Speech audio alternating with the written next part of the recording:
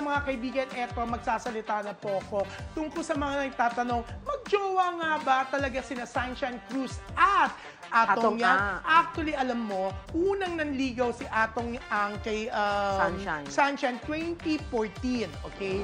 2014, pero yun nga, on and off kasi syempre, lalo na nagkaroon ng karelasyon si Sunshine Cruz, si Maki Matay. Yes. Pero nang maghiwalay si Maki at si Sunshine Cruz, talaga namang umariba ulit, nanligaw ulit si Atong Yang Ang, di ba? At yes, totoong silang dalawa na alam mo kung bakit ko napatunayan yan.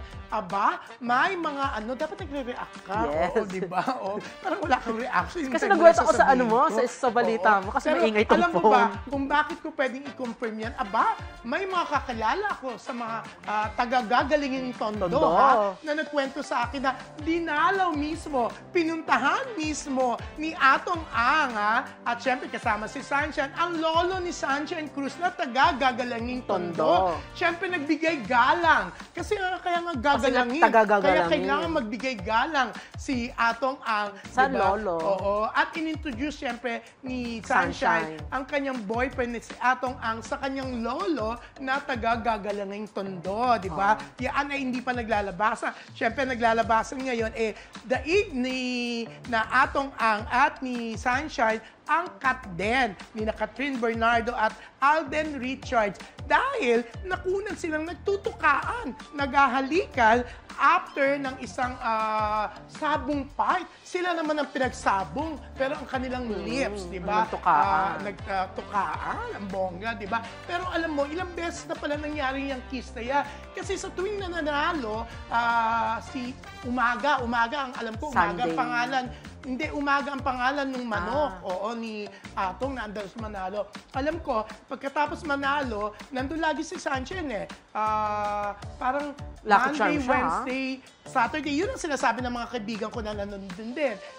Talagang nagsisigaw ang mga tao na, kiss! Kiss! Kiss! O, di ba? At nakikiss sila, di ba? Pinagbibigyan naman nila Sunshine at saka ni Atong. Nagsimula daw yan, yung kiss, kiss, kiss na yan, nung mga chow. Kasi nagpunta pala si Ben Chan, kasama ang manager ni Sunshine Cruz, na si Arnold Bigapria. After the fight ng manok, talagang sumisigaw, lalo na si Arnold Bigapria daw, sumisigaw ng kiss, kiss, kiss, naggayahan ng mga tao, di ba? Kaya pinagbibigyan naman daw ni Atong at saka ni Sunshine, di ba? O press ban news na nakuha mo sa akin. Diba? Ngayon mo lang ba narinig yan? Yes, diba? yung tukaan That's ng manok. according to my sources. At eto si Sunshine hindi nagsasalita. Pero ang pinaka-importante na kay Sunshine, according to my sources na malalapit sa kanya, ay wala siyang pakialam kahit anong sabihin ng iba. Kay-ibas silang dalawa ni Atong, kahit ano pang lumabas sa social media. Ang mahalaga kay Sunshine, ulaan mo kung ano. And then, Ha? ano ang mahalaga? Ang mahalaga kay Sunshine, wala siyang pakialam sa sinasabi ng ibang tao dahil ang pakialam niya ay tanggap ng mga anak niya si Atong Yang. Ay, Atong Ang. Yang tuloy. Diba? Oo. Diba? Kasi mamaya may interview tayo kay Alpia at saka kay Kevin Barreto. Yan, ituloy ako.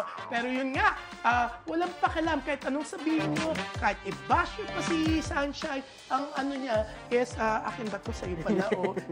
Anyways, kaya ang importante tanggap siya ng mga anak. Tanggap ng mga anak ni Sunshine si Atong ang relasyon ni Sunshine kay Atong. At kahit naman daw yung mga anak ni Atong tanggap daw si Sunshine. Yun ang nabalitaan ko. Pero syempre, aalamin natin yan. Kay pag Sunshine. Hindi magsasalita si Sunshine, di ba? Sa mga anak. Hindi, basta sa mga sources ko, di ba? Pero yun nga sabi, di ba? So, yun. Tapos, kung nagtataka sila, may isang hindi na raw nakikita sa sabungan, mga 5 months na. So, ngayon, very open daw talaga si Sunshine at si Atong, di ba?